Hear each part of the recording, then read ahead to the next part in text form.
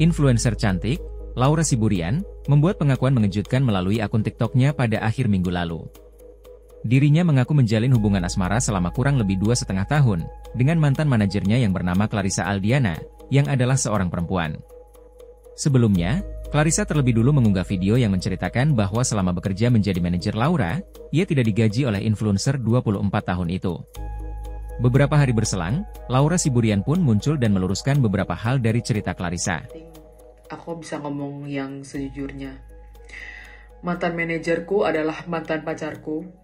Memang selama 2,5 tahun kita berpacaran, beliau nggak pernah minta gaji sama sekali ke aku, baru mintanya di akhir setelah kita putus. Dan memang itu kemauan beliau untuk jadi manajerku, biar dia bisa nemenin aku kerja kemanapun, kalau ada event, kalau aku keluar kota. Dan sebagai gantinya memang untuk kehidupan dia, aku yang tanggung. Misalkan kayak kita keluar negeri, itu semua total aku yang bayarin. Aku transfer kamu, Kak, gini. kurangin aja deh. Kamu bilang kamu nggak dibayar. Aku bayar kamu 170 juta, ya. Dan kamu dapat 100 juta lebih dari hasil jualan, aku nggak ada minta. Kak, kamu punya 300 juta tuh dari aku. Oh iya, siap. Hasil Tuh, jualan tuh. lihat, Lihat kan? jadi Grab ya. Aku sama sekali nggak ada niatan jahat ke orang lain.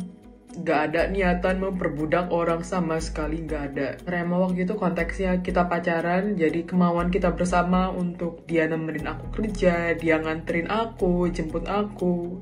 Bukan karena ada paksaan. Aku sangat menyesali ini semua terjadi.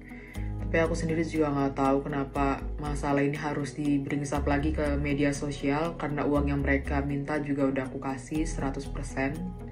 Dan kalau misalkan mereka bilang karena mereka sakit hati, aku katain, sejauh ini yang aku lihat, pertama karena aku ngatain mereka miskin.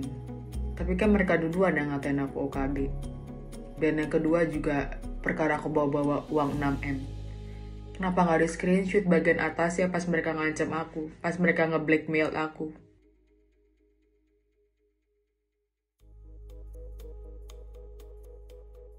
Kalian nggak tahu aku setakut apa kemarin itu pas mereka ngancam mau viralin aku. Karena aku pikirin ya mama bapak saya. Mereka pasti malu lah punya anak menyimpang kayak gini. Aku nggak bilang apa yang aku lakuin ini bener, enggak. Aku pun juga malu sebenarnya aku kayak gini. Aku juga selalu berdoa sama Tuhan. Tuhan, kalau bisa engkau ubah aku, tolong ubah aku.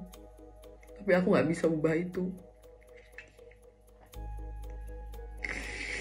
Bertahun-tahun aku nutupin ini semua. Bertahun-tahun.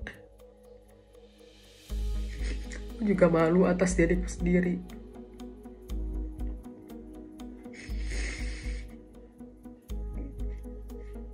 Tapi aku mau makasih banget sama mama dan bapak. Karena sebelum bikin video ini aku minta izin dulu. Mama sama bapak malu gak? Kalau Laura ngomongnya sejujurnya. Aku juga akuin memang aku punya banyak banget sifat buruk. Aku orangnya emosian.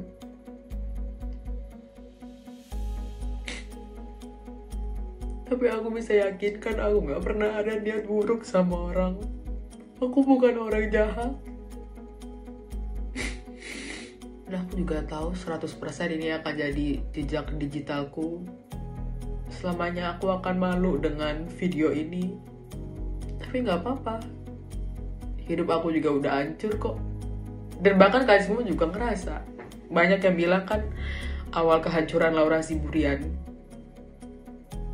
memang udah hancur kan. Memang berdasarkan pertemanan. Kenapa? Karena beliau sering mengeluh bahwa manajer sebelum saya pekerjaannya tidak beres semua. Dari sana saya menawarkan diri.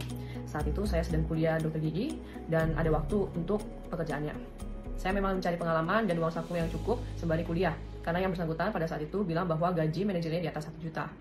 Kesalahan terbesar saya itu tidak ada hitam di atas putih dan terlalu percaya dengan beliau. Saya ingin meluruskan dengan apa yang saya alami dan saya rasakan. Masalah ini itu sebenarnya sudah selesai, namun saya kurang setuju dengan perkataan, sikap, dan perbuatannya yang ke saya. Dan ada beberapa hal yang belum saya sampaikan di sini, namun daripada makin jauh urusannya, saya sampai di sini. Semoga dengan adanya peristiwa ini kita sama-sama belajar, dan semoga buat kamu bisa lebih wise berbicara, bisa lebih wise buat memperlakukan orang lain, jangan seenaknya sendiri, tahu tempat kamu berdiri, jangan arogan, karena perkataan kamu itu harimaumu tanpa kamu sadari.